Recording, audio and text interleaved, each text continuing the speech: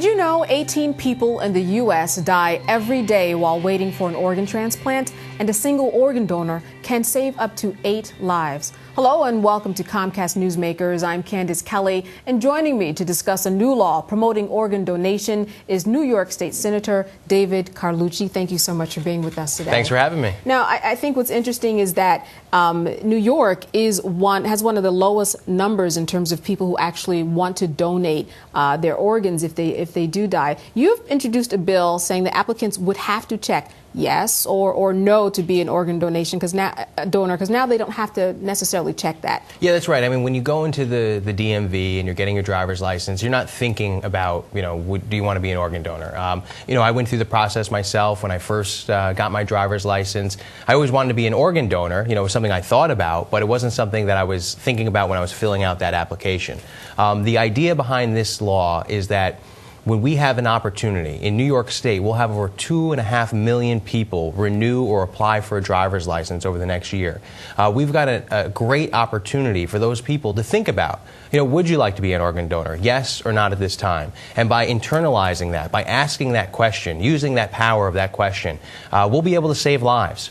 In New York State, unfortunately, we have over 10,000 men, women, and children currently waiting for a life-saving organ transplant. So by making this simple change, we'll be able to have people live a healthy life, live a more productive life, and ultimately just save lives. So it's something that I'm passionate about, and it makes me feel proud to be a legislator in New York State to get bills like this done. But do you think by just, forcing the person to answer the question that they will definitely answer yes? I'd like to. Oh, absolutely not. Okay. But what it does is it'll increase, and I mean, it's just the law of large numbers. I mean, if you ask the question to a certain amount of people, sometimes you'll get yes. There's a quote, Wayne Gretzky says, you lose or you miss 100% of the shots you don't take. So if we're asking that question, most people I talk to, they say, yeah, I want to be an organ donor, but they never signed up to do it. This simplifies the process. It's something that we don't want to talk about. We don't talk about organ donation because it's something that is not a happy subject. That's true. So it does clarify it, and it brings some unanswered questions to the table, and it answers them. And it probably will force a lot of people to talk with their families so that they know what they want. That's the thing, and you think about it, let's say it's a tragic circumstance, you lose a loved one, it clarifies it for you. If they said not at this time, then you have an idea. Maybe they didn't want to be an organ donor. Or if they did say yes, it makes it easier for the family that might be grieving at that time. And this bill, it's something I've been passionate about for a long time. But I was fortunate. I met a young girl named Lauren Shields, who at the time was 10 years old when I met her. And just a year prior to that, she had received a life-saving organ transplant. She had received a heart transplant.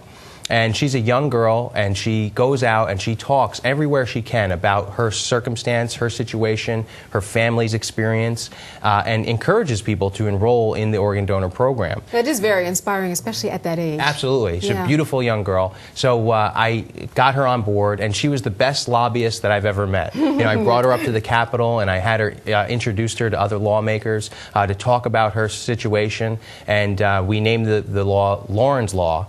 And on her 11th birthday, we passed it in the state Senate on April 13th.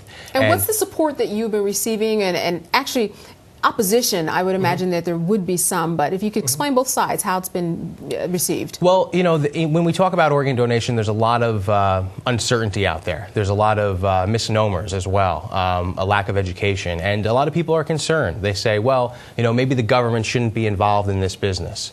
So that's the opposition. What I say is this is a perfect opportunity for us to bring forth that issue. Like I said, 10,000 people in New York State alone currently waiting for a life-saving organ transplant. Big number. Big number. And if we could do something to bring those numbers down and allow those people to live a healthy life, I think it is government's responsibility. And again, this is just putting the question out there. It's not forcing anybody to do anything. It's just answering the question, yes or not at this time. All right. Interesting approach to organ donation. Thank you so much for being with us and giving us that update. Thank you.